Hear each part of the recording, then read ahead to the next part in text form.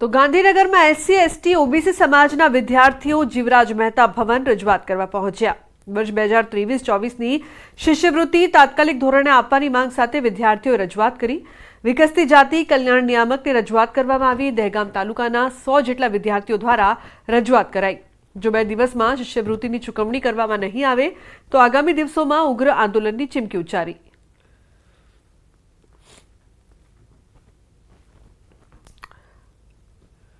Scholarship બાબતે રજૂઆત કરવા નીકળ્યા છે। ગયા વર્ષની સ્કોલરશીપ હજુ સુધી વિદ્યાર્થીઓના ખાતામાં પડી નથી। અવારનવાર રજૂઆત કરી છતાં પણ મળતી નથી। ક્યાંય ગ્રાન્ટ નથી મળી અથવા ક્યાંક બેંકનું લિંક નથી। આવી બધી બાબતો રજૂઆત કરીને પાછા મોકલવામાં આવતા આજે નિયામક જોડે અમે 100થી વધુ વિદ્યાર્થીઓ લઈને તાલુકાના અહીંયા પહોંચ્યા છીએ અને જો અમને યોગ્ય ન્યાય નહીં મળે, આજે સ્કોલરશીપ બાબતે આશ્વાસન નહીં મળે તો આગામી સમયની અંદર ઉગ્ર આંદોલન પણ અમે કરીશું।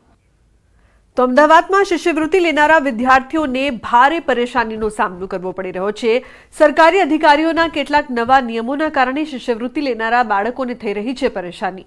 આધાર કાર્ડ હોવા છતાં હવે રેશન કાર્ડ ફરજિયાત કરાતા મામલો વિવાદોનો મતપૂડો બની રહ્યો છે, જેને લઈને શાળા સંચાલક મંડળે નોંધાવ્યો છે વિરોધ। તો બીજી તરફ સરકારના શિષ્યવૃત્તિના અઘરા નિયમોને લઈને એક બાળકે પોતાની ભાષામાં એક પત્ર પણ રજૂ કર્યો, જે હવે ચર્ચાનો વિષય બની ચૂક્યો છે। આધાર કાર્ડ રજૂ કરે છે।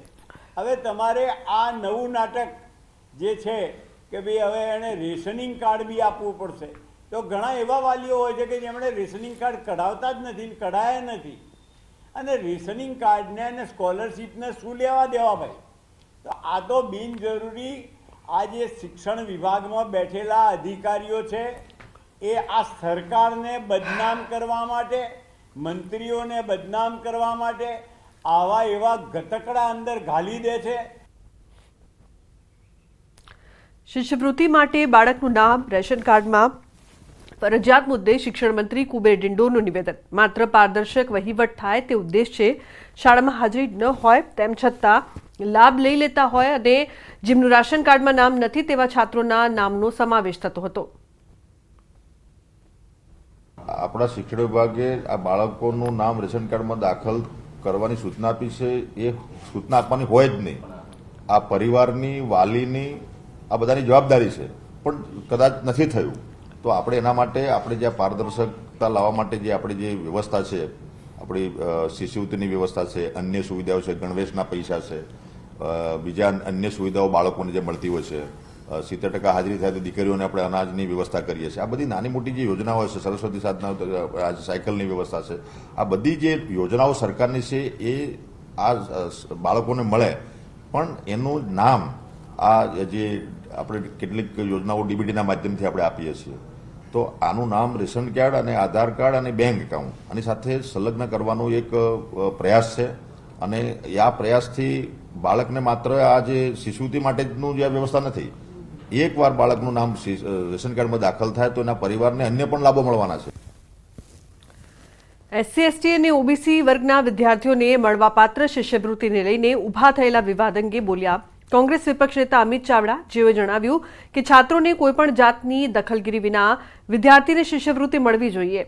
સરકારનું ચોક્કસ ફોક ન હોવાના કારણે આ પ્રકારની સ્થિતિ ઊભી થઈ રહી છે। શિષ્યવૃત્તિ શાળા શરૂ થાય, એનરોલ થાય વિદ્યાર્થીઓ, એ જ સમયે દરખાસ્ત થઈ જાય અને એક જ મહિનામાં મળવી જોઈએ, પણ કમનસીબે શિક્ષણ વિભાગની નિષ્ક્રિયતાને કારણે, એના નિયમોની આંટીઘૂંટીઓ ઊભી કરવાને કારણે એક પરિપત્ર કરવામાં આવ્યો કે મૂળ ગુજરાતી હોય એને જ આ શિષ્યવૃત્તિનો લાભ મળશે। એનાથી પણ ખૂબ વિસંગતતા ઊભી થઈ। સાથે સાથે કેવાયસીની વાત કરવામાં આવી કે પુરાવા લાવો, એના કારણે પણ વિસંગતતા ઊભી થઈ। અને જે શિષ્યવૃત્તિ સીધીને સમયસર મળવી જોઈએ એના બદલે જાણી જોઈ અને આંટીઘૂંટી ઊભી કરીને વિદ્યાર્થીઓને શિષ્યવૃત્તિથી, શિક્ષણથી વંચિત રાખવાનું કામ આ સરકારમાં થઈ રહ્યું છે। તો બુલેટિનમાં હાલ રોકાઈશું એક બ્રેક માટે। આપ જોતા રહો ન્યૂઝ 18 ગુજરાતી।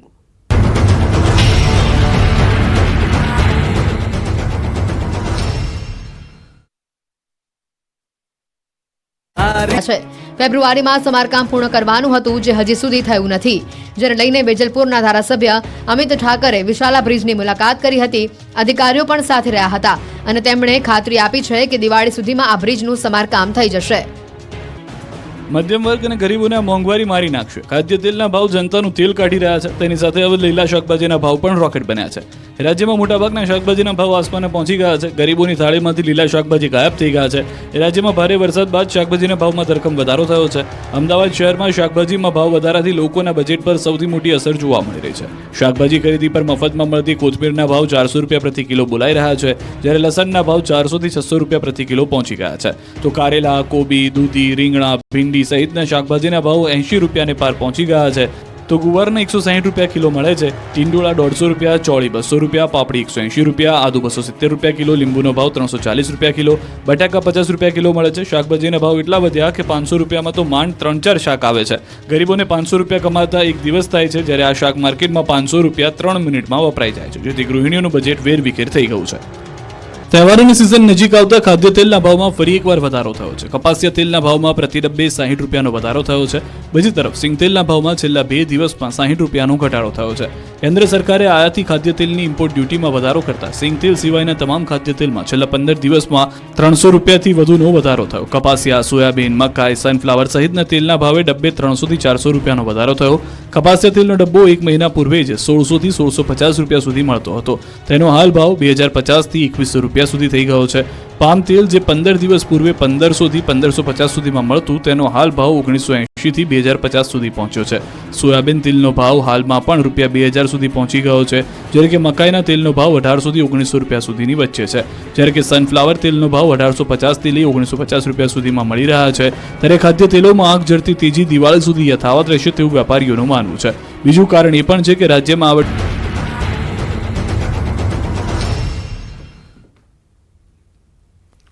Welcome back. સમાચારમાં આગળ વાત. ગીર સોમનાથની કોડીનારમાં યુવાનની શોધખોળ માટે રેલી. દિવ્યેશ નામનો યુવાન છેલ્લા 2 મહિનાથી ગુમ.